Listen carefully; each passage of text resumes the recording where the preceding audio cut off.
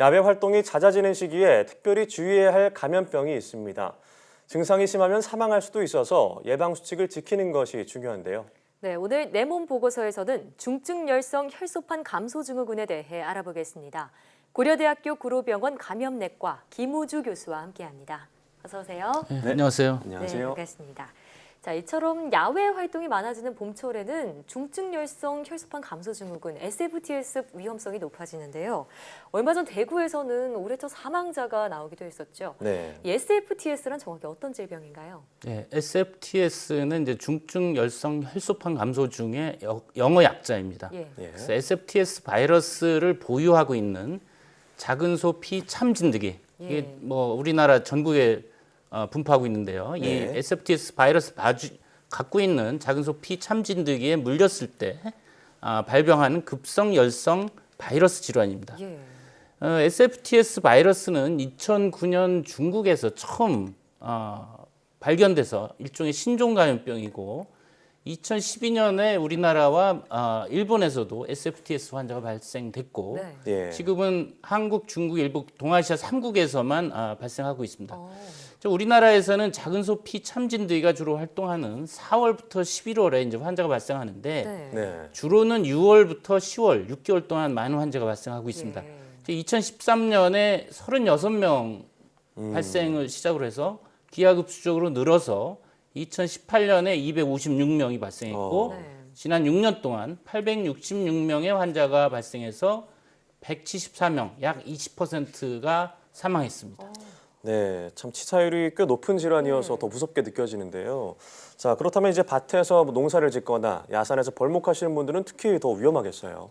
예, 맞습니다. 이 SFTS 바이러스를 보유하고 있는 작은 소 피 참진드기의 생활사를 좀 알아볼 필요가 있는데요. 네. 예. 이 작은 소 피 참진드기는 이제 고라니, 멧돼지와 같은 야생동물, 또 소, 닭, 양과 같은 가축, 또 사람을 포함한 이 동물의 피를 흡혈해서 생존하고 피를 흡혈할 때 SFTS 바이러스를 인체 내에 주입시켜서 감염시킵니다. 그래서 예. 이 야생동물이 고라니나 멧돼지 많이 다니는 야산, 구릉, 풀숲, 밭에 이 작은 소 피 참진드기가 많이 발견됩니다. 네. 그러니까 이런 지역에서 주로 농사 또는 임업 종사자 또 뭐 도시민이라도 이제 캠핑을 하다가 이 SFTS 바이러스를 보유한 작은 소 피 참진드기에 이제 물렸을 때 발병할 수가 있기 때문에 상대적으로 농촌 지역에 농업, 임업 종사하는 50대 이상의 고위 연령층이 이 SFTS에 이제 위험이 높다고 할 수가 있죠. 그렇군요. 자, 걸리면은 10명 중에 2명은 사망할 수도 있는 질환인 만큼 야외 활동 시 각별히 주의해야겠는데요.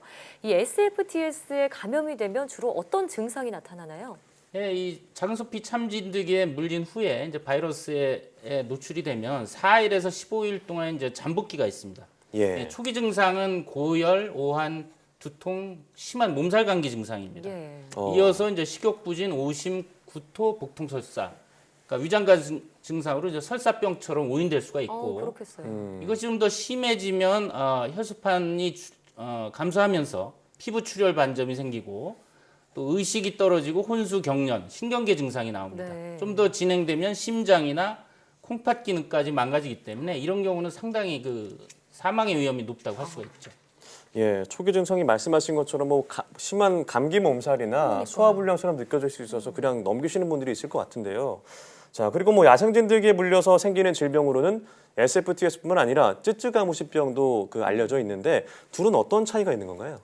예, 이제 지금 쯔쯔가무시라고 하는 병은 이제 털 진드기 이 진드기가 좀 다릅니다. SFTS를 매개하는 작은 소 피 참진드기와 다른 털 진드기 유충에 물려서 발병하는 것이 쯔쯔가무시 증이고 이 쯔쯔가무시 증은 이 들쥐의 털에 기상하는 이 털 진드기에 네. 예. 물렸을 때 그 리케치아균이 몸 안에 들어옵니다. 그리고 이 털 진드기는 우리 피부에 붙어서 한 2, 3일 이상 장기간 붙어서 흡혈을 하고 그 체액을 녹여서 먹기 때문에 이 물린 자국이 검은 딱쟁이로 보입니다. 그래서 보통 우리가 쯔쯔가무시증의 이제 주요 증상은 진드기에 물리고 1 내지 3주 후에 예. 여기도 마찬가지로 고열, 오한, 근육통, 두통 이런 몸살 감기 증상으로 시작이 됩니다. 비슷하네요. 예. 좀 다른 점은 발병 3 내지 7일 후에 이제 전신에 발진 같은 것이 돋고 앞서 말씀드린 털진드기 유충에 물린 피부 딱쟁이, 검은 딱쟁이가 굉장히 특징적입니다. 네. 한 80%까지 발견되기 때문에 이런 피부 딱쟁이를 보면 이게 쭈쭈가무시일 가능성이 높다. 그리고 또 쭈쭈가무시증은 봄, 여름에도 이제 소수의 환자가 발생하지만 네.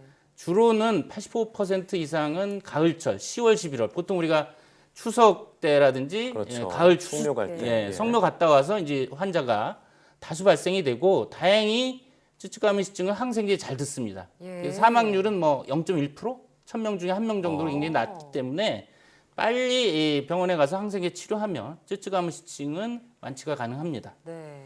근데 털진드기냐 참진드기냐에 따라서 질환이 이렇게 나뉘는군요. 네. 자, 그런데 스스가무시병은 항생제 치료가 가능하다고 하셨는데 그러면 SFTS는 어떻게 치료하나요? 이 SFTS는 비교적 최근에 발견된 바이러스다 보니까 효과적인 치료제나 예방 백신이 아직 없습니다. 그렇기 네. 때문에 병원에 빨리 오면 우리가 수액이나 전해질 영양 공급을 하고 혈소판이 떨어져 출혈이 되는 경우는 수혈을 하고 네. 또 혈압이 떨어지면 혈압 상승제 같은 것을 투여해서 보존적으로 치료하게 됩니다. 네. 그래서 이 SFTS 같은 경우는 보통 야외 활동 후 잠복기 1, 2주 이내에 갑자기 고열이나 몸살 감기, 복통 설사와 같은 증상이 있으면 의심이 돼서 네. 병원에 빨리 가서 치료받는 것이 좋겠습니다.